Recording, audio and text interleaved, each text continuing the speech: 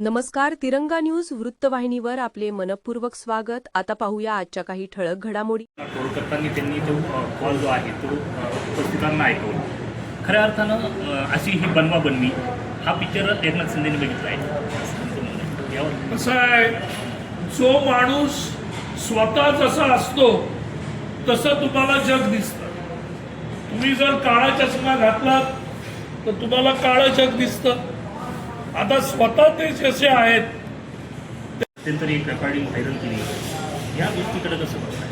नाही, मला वाटतं राजकीय आरोप असेल हा, आणि जर तसं काही झालं असेल तर पक्षाच्या माध्यमातून आमचे आमदार आहेत, आम्ही बोलू त्यांच्याशी.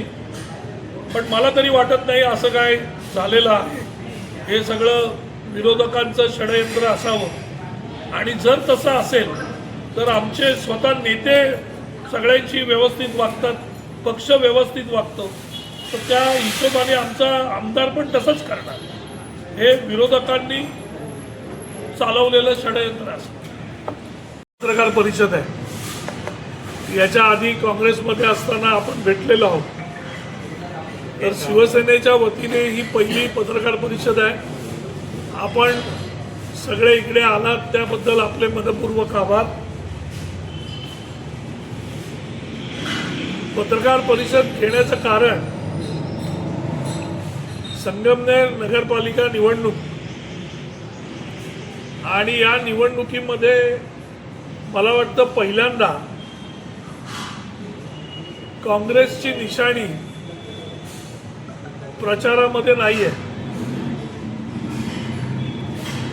तर काँग्रेसची निशाणी प्रचारामध्ये नसणं आणि ऑल इंडिया काँग्रेसचे मेंबर असलेले महाराष्ट्राचे काँग्रेसचे अध्यक्षपद भूषवलेले आदरणीय बाळासाहेब थोरातांचा मतदारसंघ, आणि या मतदारसंघामध्ये स्वतःच्या शहरामध्ये स्वतःच्या पक्षाची निशाणी न घेणं याच्यासारखी शर्मेची कोणती दुसरी गोष्ट नाही. आणि याच्या पाठीमागचं कारण जी मला माहिती आहे त्याच्याप्रमाणे कदाचित येणाऱ्या 2029ला बाळासाहेब थोरात भाजपमध्ये प्रवेश केलेले आपल्याला बघायला मिळते. कारण सत्यजित तांबे जे आमचे मित्र आहेत, काँग्रेसमध्ये अजूनही आहेत, ते आता अपक्ष उभे राहिले विधान परिषदेमध्ये. त्यांचा अपक्ष पण हे नावाला आहे. तुम्हाला माहिती आहे की भाजपने त्याला सपोर्ट केला होता. मग असं कोणतं प्रेशर आलं की काँग्रेसचा हात, की ज्या हाताने संगमनेरला घडवलं, ज्या हाताने बाळासाहेबांना घडवलं, एवढं मोठं साम्राज्य बाळासाहेबांनी काँग्रेसच्या जीवावर उभं केलं, आणि त्याच काँग्रेसची निशाणी न घेता संगमनेरची निवडणूक लढणं म्हणजे याच्या पाठीमागे असलेलं हे मोठं कारण आहे की कोणत्या मोठ्या शक्तीचा दबाव आल्यामुळे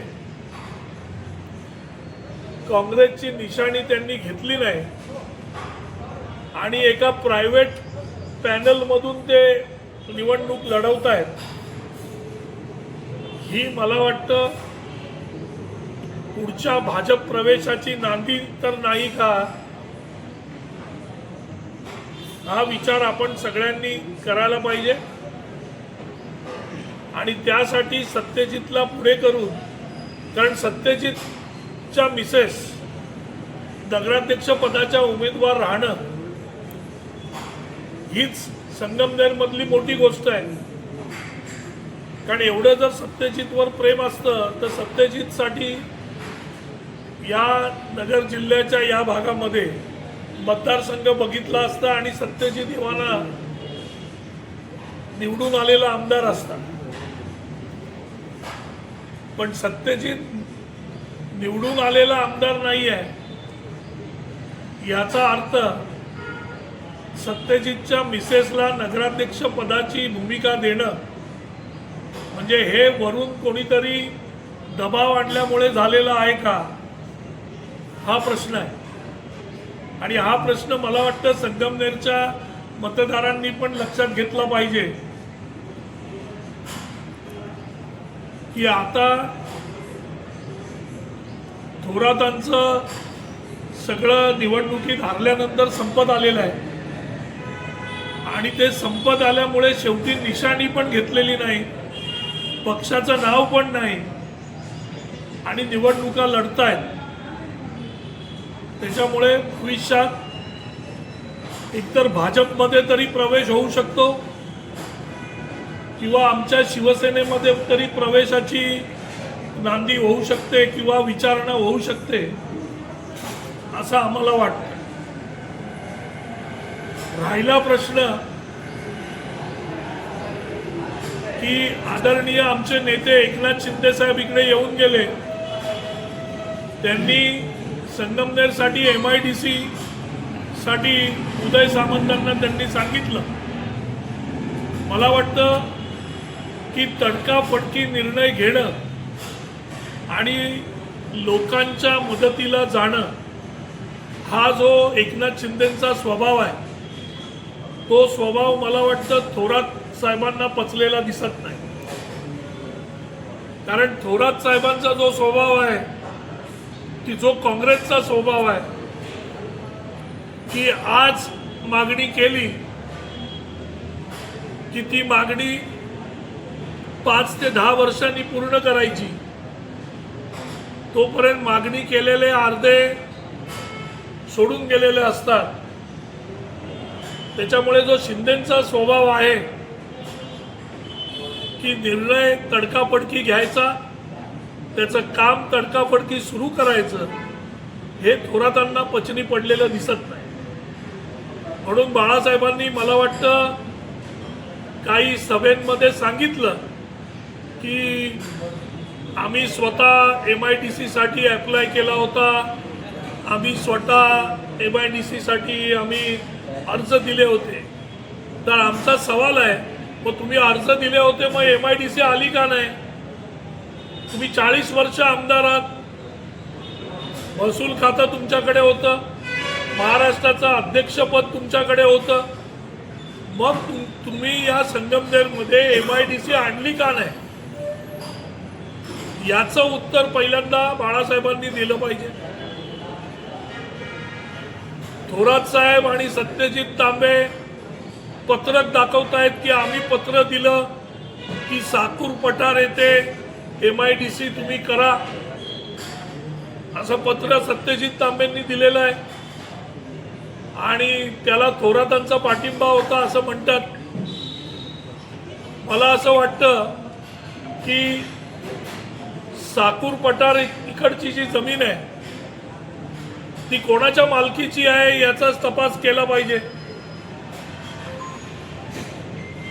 कारण जर साकूर पठारला यांनी MIDC सांगितले तर मग साकूर पठारची जमीन ही यांच्या मालकीची आहे का, की यांच्या चेल्यांच्या मालकीची आहे, की यांच्या नातेवाईकांच्या मालकीची ती जमीन आहे, म्हणून यांना MIDC साकूर पठारला करायची आहे. या प्रश्नाचं उत्तर पहिल्यांदा या दोघांनी पण दिलं पाहिजे. नंतर त्यांनी सांगितलं की पाण्याची कमतरता होती म्हणून MIDC आणली नाही. हे पोरकट विधान आहे. MIDCला जर तुम्हाला MIDC घेऊन यायची आहे तर आज एवढ्या वर्षाचा तुमचा इतिहास आहे, MIDC तुम्ही आणली पाहिजे होती, ती तुम्ही आणली नाही. संगमनेरचं भलं करायचं असं म्हटलं जातं, पण संगमनेरच्या व्यापाऱ्यांचं तर पूर्णपणे बाळासाहेब थोरातांनी तर नुकसान केलं की संगमनेरची कॅपॅसिटी DMart सारखं सुपर मार्केट घेण्याची नाही आहे. कारण तेवढी लोकसंख्या, तेवढं पब्लिक संगमनेरमध्ये अवेलेबल नाही आहे. छोटे छोटे व्यापारी धंदा करतात, त्याच्यावर संपूर्ण संगमनेर अवलंबून आहे. मग छोट्या व्यापाऱ्यांना ठार मारण्यासाठी बाळासाहेब थोरातांनी डी-मार्ट आणलंय का संगमनेरमध्ये? हा आम्हाला त्यांना प्रश्न आहे. कारण डी-मार्ट आणणं ही काही संगमनेरची प्रगती नाही, तर हे संगमनेरच्या व्यापाऱ्यांची मर्डर करण्यासारखा प्रकार आहे. जे व्यापारी किराणा मालाची दुकानं चालवतात, संगमनेर सारख्या छोट्या छोट्या लोकसंख्येच्या शहरात बिचारे आपला धंदा करतात, आज त्यांची परिस्थिती काय आहे मला वाटतं याचा तपास या लोकांनी घेतला पाहिजे. इकडे प्रश्न विचारला जातो, सोशल मीडियावर आम्ही बघितलं, प्रश्न विचारला जातो की 40 वर्ष काय केलं. हा प्रश्न मला वाटतं पुष्कळ जण विचारतायत आणि आमचाही थोरातांना प्रश्न आहे की 40 वर्ष काय केलं. तर थोरात साहेबांचं भाषण बी ऐकलं. थोरात साहेब म्हणाले की 40 वर्ष संगमनेरची ही जी प्रगती झाली, ही प्रगती आम्ही केली. माझा थोरात साहेबांना सवाल आहे की ही संगमनेरची प्रगती आहे की ही बाळासाहेब थोरात आणि प्रायव्हेट लिमिटेडची प्रगती आहे? याचं उत्तर बाळासाहेब थोरातांनी दिलं पाहिजे. कारण प्रगती काय आहे? प्रगती बघाल तर राजहंस दुधाची डेअरी ही त्यांचीच आहे. सगळे कॉलेजेस हे जवळजवळ त्यांच्याच मालकीचे आहेत. साखर कारखाने मालकी त्यांचीच, नाव सहकार. मग प्रगती कोणाची झाली? प्रगती बाळासाहेब थोरात प्रायव्हेट लिमिटेडची झाली की संगमनेरकरांची प्रगती झाली? याचं उत्तर थोरात साहेबांनी दिलं पाहिजे. कारण 40 वर्ष तुम्ही आमदार होतात. 40 वर्ष तुम्ही आमदार असताना ज्या शैक्षणिक संस्था उभारण्यात आल्या, ज्या सहकारी संस्था उभारण्यात आल्या, त्याच्यावर तुमचंच वर्चस्व आहे. तुमच्या बरोबरचे कार्यकर्ते, आमच्या काँग्रेसमधले 40 वर्ष थोरात साहेबांबरोबर असलेले कार्यकर्ते. माझा थोरात साहेबांना सवाल आहे की या ज्या कार्यकर्त्यांनी तुम्हाला 40 वर्ष आमदार केलं, तुमच्या बरोबर काँग्रेसचे कार्यकर्ते आणि संगमनेर तालुक्यातले लोक उभे राहिले, मला एक तरी कार्यकर्ता तुम्ही दाखवा. आणि माझा पत्रकारांना पण सवाल आहे की जे थोरातांबरोबर जे फिरत होते त्याच्यातला एक तरी माणूस नेता झालेला या संगमनेरमध्ये असेल तर मला नाव द्या, मी 10 लाख रुपये बक्षीस देतो. त्यांच्या बरोबर फिरणारा एकही माणूस घरातला सोडून ना नेता झाला, ना राज्यातल्या मोठ्या पदावर बसला. मग प्रगती कोणाची झाली? मग प्रगती झाली डॉक्टर तांबेंची, प्रगती झाली आमच्या तांबे मातेची की ज्या नगराध्यक्ष होत्या, प्रगती झाली सत्यजित तांबेंची की जे अपक्ष शेवटी कसे उमेदवार राहिले. त्याच्यामुळे प्रगती जर झाली असेल तर ती बाळासाहेब थोरात प्रायव्हेट लिमिटेड आणि सत्यजित तांबे प्रायव्हेट लिमिटेड यांचीच. संगमनेरकरांची काँग्रेसच्या जे कार्यकर्ते नेते त्यांच्या बरोबर आहेत, त्यांची प्रगती आजपर्यंत झालेली नाही आणि याच्या पुढेही होणार नाही. म्हणून आमचं आव्हान आहे काँग्रेसमधले जे लोक त्यांच्या बरोबर फिरतायत की अजूनही संधी आहे, यांच्याबरोबर राहून काय होणार नाही, प्रगती यांचीच होणार आहे. तर शिवसेनेसारखा एक मोठा पक्ष, आदरणीय एकनाथरावजी शिंदे साहेबांसारखा एक नेता जो या शिवसेनेचं नेतृत्व करतोय, की जो सामान्य माणसाला पुढे नेणारा आहे, सामान्य माणसाच्या मदतीसाठी धावणार आहे, त्या नेत्याच्या शिवसेनेमध्ये संगमनेरकरांनी विश्वास ठेवला पाहिजे. इतकी वर्ष तुम्ही यांना साथ दिली, पण संगमनेर मला वाटतच नाही की बदललंय. कारण माझं गाव आहे सावरगाव तळ, इथूनच जातो संगमनेरवरून. पण संगमनेरचे रस्ते पण तेच आहेत, संगमनेरच्या गल्ल्या पण त्याच आहेत. त्याच्यामुळे बदललेलं काही वाटत नाही. तर संगमनेरची जर प्रगती करायची असेल तर सगळ्यांनी शिवसेनेवर विश्वास ठेवला पाहिजे की जे लोक स्वतःच्या 40 वर्षाच्या पक्षाची निशाणी वापरायला घाबरतायत, त्या निशाणीशी गद्दारी करतायत, स्वतःच्या पक्षाबरोबर गद्दारी करतायत, ते लोक संगमनेरकरांचं भलं करू शकत नाही. आज एक सामान्य घरातला माणूस अमोल खताळांसारखा शिवसेनेने आज संगमनेरला आमदार दिलेला आहे. सामान्य माणूस पुढे येतोय, ज्याला सामान्याची दुःख कळतात. कारण यांच्या पिढीला आता सामान्यांची दुःख कळत नाहीत, कारण हे रस्त्यावर उतरत नाहीत. सत्यजित तांबेंची एक मुलाखत सोशल मीडियावर बघितली, पॉडकास्ट. त्याच्यात सत्यजित स्वतः बोलत होते की बाळासाहेब थोरात मंत्री झाले, अध्यक्ष झाले, त्याच्यामुळे संगमनेरशी संपर्क कमी झाला. मी युथ काँग्रेसचा अध्यक्ष झालो म्हणून संगमनेरशी संपर्क कमी झाला. मला वाटतं संगमनेरशी संपर्क करायला तुम्हाला पदाची गरज नाही. तुमचं जर खरं प्रेम संगमनेर वासियांवर असतं तर तुमचा संपर्क कमी झाला नसता. त्याच्यामुळे शिवसेना एक चांगला पर्याय आज संगमनेरकरांसाठी आहे. बाळासाहेबांचं मला वाटतं येणाऱ्या 4 वर्षातलं भवितव्य हे भाजप किंवा आमच्या पक्षात येण्याचं चाललंय. काँग्रेसमध्ये ते निवडूनच येऊ शकत नाहीत. त्यांचा स्वतःचा विश्वास काँग्रेसबद्दलचा उडालेला आहे. त्याच्यामुळे अशा माणसाच्या मागे राहणं हे संगमनेरकरांचं दुर्दैव आहे. जर ते राहिले तर, कारण शेवटी येणाऱ्या 4 वर्षामध्ये नगर विकास खातं जे आहे की ज्याच्यामध्ये छोट्या छोट्या शहरांचा विकास करण्याची जबाबदारी आहे, ते खातं आमचे सर्वोच्च नेते आदरणीय एकनाथरावजी शिंदे साहेबांकडे नगर विकास खातं आहे.